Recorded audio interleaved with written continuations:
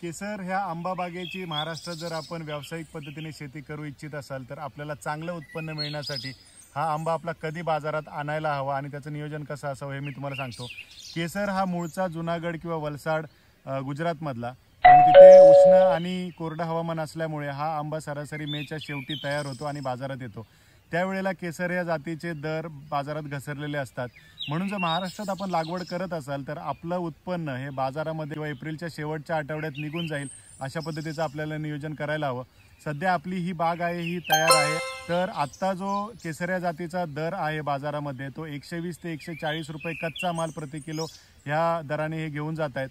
म्हणजे हा जर दर आपल्याला भेटला तर अगदी आपल्याला सघन पद्धतीने केलेल्या लागवडीमध्ये प्रति एकरी 6 ते 7 लाख रुपये उत्पन्न मिळायला काहीच हरकत नाही। ऑफकोर्स 5 ते 6 वर्षाच्या बागेमध्ये आपणही जर केसर या जातीची लागवडीचा विचार करत असाल तर आपलं नियोजन कसं असेल हे आम्हाला कमेंट सेक्शनमध्ये सांगा।